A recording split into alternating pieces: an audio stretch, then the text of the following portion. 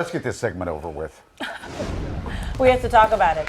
Xfinity Mobile Arena had just a horrible losing weekend. So first it was Saturday night, the Flyers lost it. At least it was in overtime. No. And then the Sixers with that 30-point loss yesterday. This is not how we thought the weekend would end.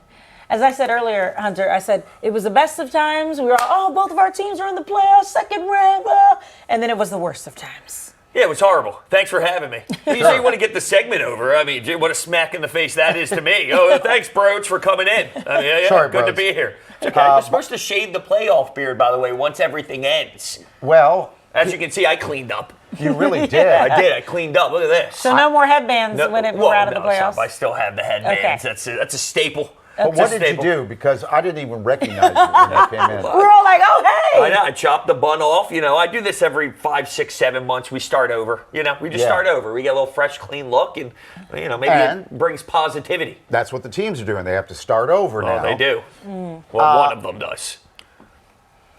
Let's start with the Sixers, Okay. I guess. How embarrassing. I've been saying all morning, could you just pretend that you wanted to win that game?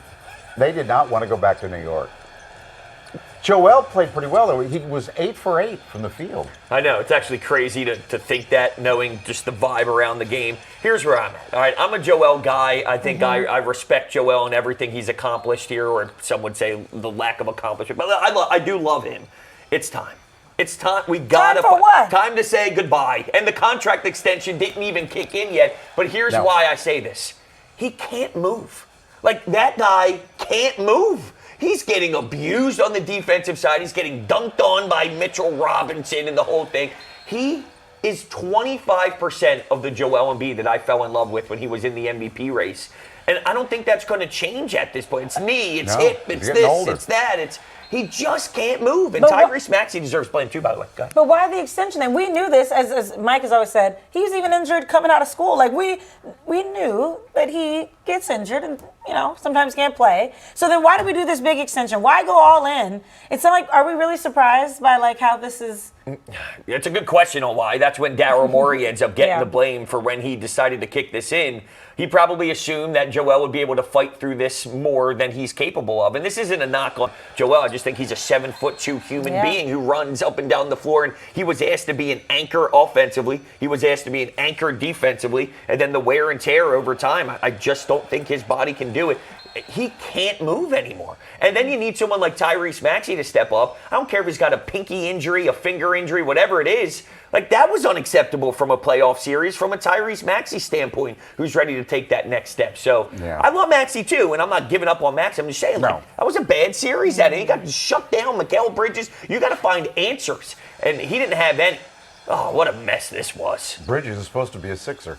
Well, he was for about 7 seconds. Yeah. But then there was all the Knicks fans there to put, like, salt in the wound. I mean, it was a basically a home home court game. for them. Yeah, it's pretty embarrassing. So I went with my wife to game 3. Little date night, dropped the kids off at the mother-in-law. We're like, oh, it's great, let's go to the game, celebrate.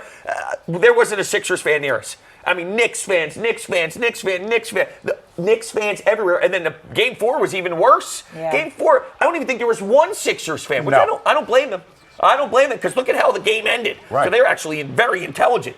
But if anything, that's a statement to Joshua Harris and everybody upstairs that this is a bleeping joke. It's a joke. It's a It joke. literally was a joke last night. I mean, Tom Brady brought it up at Kevin Hart's roast. Oh, yeah, he did. Yeah, that's right. And I brought you a jersey. Oh, you son. Give me Newborn size. That fit you? Newborn size. I think everybody's going to be clowning us for a while. How do you analyze the Flyers? Outclassed, but we are very respectful to what they gave us. Yeah. You know what I mean? Outclassed for sure. You could look and say 2 of the games went to overtime. Yeah. So they were battling, but clearly the Carolina Hurricanes are just on a different level, and they're at a different point in their timeline. But man, what a resilient group to even be in this position. You saw the way the fans reacted with the standing ovation and the chants afterwards. So we don't want to hear anything about Philly fans, because I thought that was great, and more attention needs to be given to that. No, I agree. That they did a standing ovation, and they're not all horrible. No, yeah, we're not horrible people. No. Come on, we're not terrible people. We shower. But next season, I do feel like now the expectation is set. Now Sure. we're like, okay, we got to be in the playoffs. We need to be doing more and better than we did last season, And right? they're Like, capable of that. now it's different. Now we have the expectation. You're right. And now Keith Jones, the president, and Danny Briere, the general manager, need to realize that, there is this standard set, and I'm curious what they do in the offseason.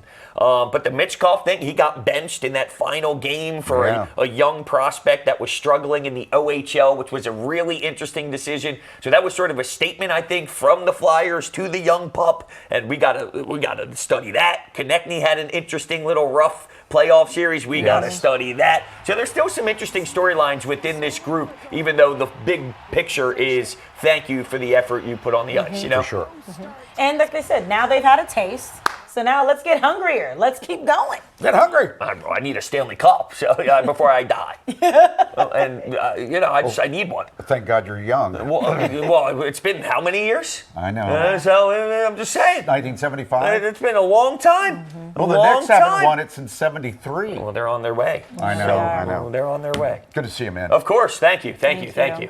Come right back.